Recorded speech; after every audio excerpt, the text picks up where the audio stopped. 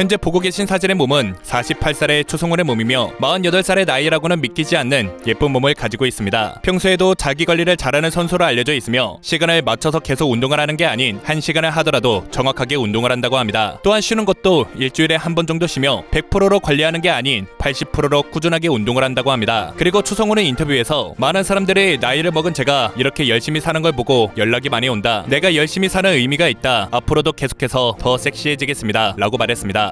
추성훈은 특히 상반신이 발달되어 있으며 이 때문에 유도가 전공임에도 불구하고 타격기에 능하는 모습을 보였습니다. 리치 또한 김동현 선수보다 더 길다고 하죠. UFC 서울 추성훈의 개체량 영상에서 등 근육, 광배근의 근질이 좋고 좌우 대칭이 완벽한 모습을 보여줬으며 추성훈의 몸매를 본 정찬성은 UFC에서 저런 등을 가지고 있는 건 추성훈 선수밖에 없다 라고 말했습니다.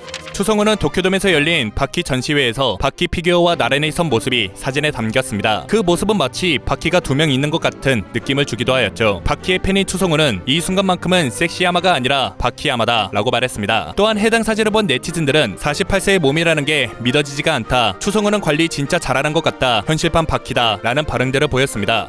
추성훈은 2022년 기준 48살입니다. 그러나 추성훈은 결코 적지 않은 나이임에도 불구하고 이번에 열린 아오키 시냐와의 경기에서 멋진 경기를 보여줬습니다. 참고로 아오키 시냐는 오래전부터 추성훈을 도발해왔고 둘의 대결은 체급이 달라 이루어질 수가 없었죠. 하지만 추성훈은 아오키 시냐와의 체급을 맞추기 위해 웰터급에서 라이트급으로 낮췄으며 이 과정에서 12kg을 감량했다고 합니다. 1라운드만 보면 추성훈이 완패할 것이라는 의견이 대부분이었지만 2라운드에 들어서며 판도는 추성훈이 가져갔고 3분 8초를 남기고 TKO 승을 거뒀습니다. 추성훈은 솔직히 지는 줄 알았다. 하지만 모든 사람들이 섹시야마를 환호했고 그래서 승리할 수 있었다 라고 말했습니다. 이어 추성훈은 이번 시합에서 지면 은퇴할까까지 생각했었다. 하지만 이번 시합을 통해 50살까지 파이터를 할 수 있는 걸 보여주겠다 라고 말했습니다.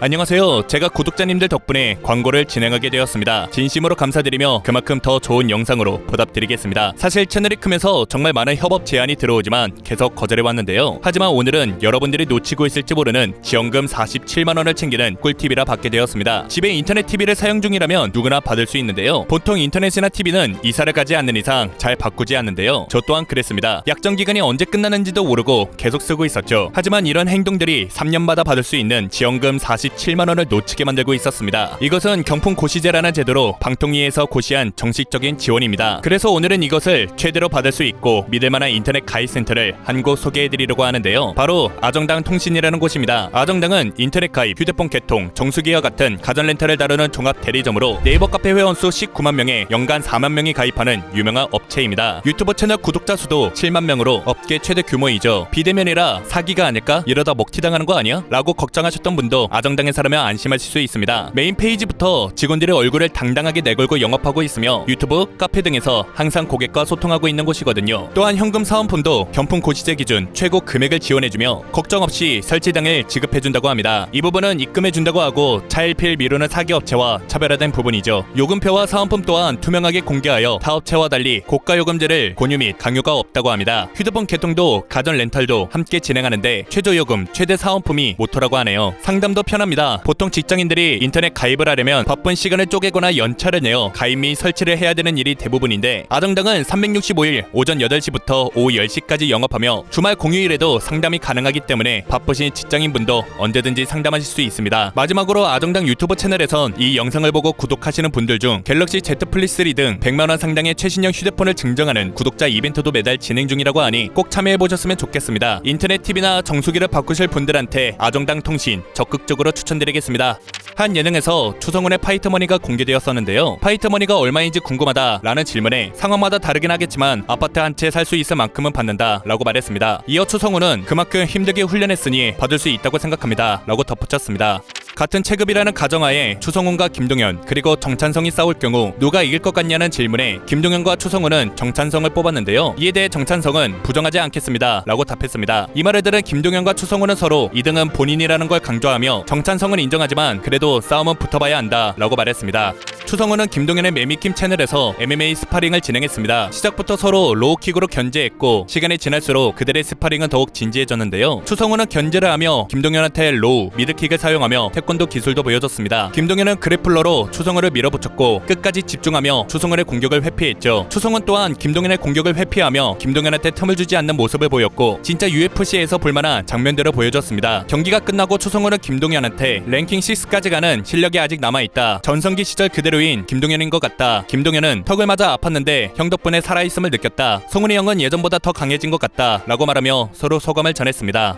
추성훈은 예능을 침범한 파이터라는 수식어도 있을 만큼 방송을 잘하는 편입니다. 2008년에 패밀리가 떴다, 무릎팍 도사에 출연했고 여러 CF에도 많이 출연하여 훈련은 언제 하냐 라는 말까지 들었다고 하죠. 하지만 당시 방송 출연은 매우 좋은 경제활동 수단이었으며 예능 활동을 함으로써 훈련에 더 매진할 수 있는 환경을 만들었다고 합니다. 참고로 추성훈은 예능에 출연하며 2013년부터 2015년까지 3년 연속 KBS 연예 대상을 수상했습니다. 또한 추성훈이 예능에 출연하면 항상 레전드를 찍는다 라는 말이 나올 만큼 평가도 좋은 편이죠.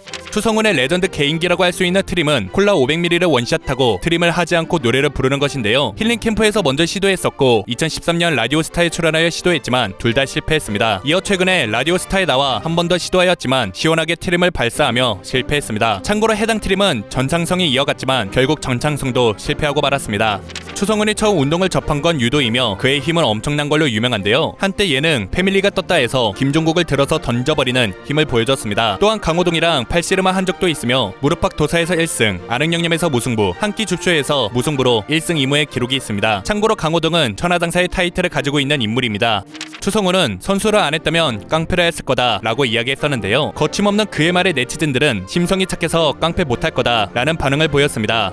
추성훈이 가장 무서워하는 건 귀신이라고 합니다. 어느 날 신호등 앞에 서 있는데 반대편에 여름이었는데도 불구하고 긴팔을 입은 사람이 서 있었다고 합니다. 추성훈은 더운데 왜 긴팔을 입었지? 하며 보고 있었고 갑자기 문득 귀신 아닌가? 하는 생각이 들었다고 합니다. 추성훈은 당연히 아니겠지 라고 생각하며 길을 건너던 도중 그 사람과 마주쳤고 그 사람은 추성훈한테 귓속말로 어떻게 알았어? 라고 말했다고 합니다. 추성훈은 그때 움직이지도 못했다고 하며 뒤도 돌아보지 못했고 친구에게 도움을 요청했지만 하려던 말도 기억 못했다고 하죠. 이게 뭐가 무섭다고. 아휴, 오늘은 엄마랑 자야겠다.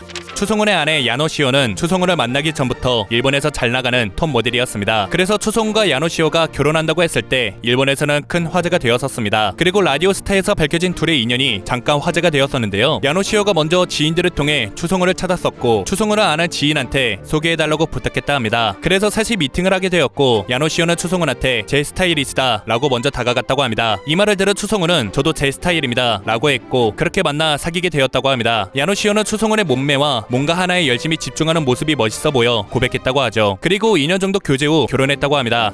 추성훈의 딸 추사랑은 슈퍼맨이 돌아왔다를 통해 이름을 알렸습니다. 당시 남녀노소 불문 전 국민적으로 높은 인지도와 인기를 얻었으며 추사랑이 없었다면 슈퍼맨 과연 성공했을까 라는 이야기도 나왔었습니다. 또한 당시 인기를 실감하듯 사랑이의 앞머리 스타일이 엄마들 사이에서 엄청 유행한 적이 있었었죠. 평소에도 딸바보로 유명한 추성훈은 사랑이가 태어나자마자 딸 사랑이 발바닥 문신을 본인 발에 새겼으며 그 당시 아파 죽는 줄 알았었다고 합니다. 참고로 사랑이는 현재 11살이 되었으며 어머니와 아버지의 우월한 유전자를 물려받아 이쁘게 성장한 걸 보실 수 있습니다. 여담으로 추성훈은 딸 사랑이한테 호신술은 가르치지 않을 거라고 하며 그 이유는 내가 항상 옆에서 지켜줄 거기 때문이다 라고 말했습니다.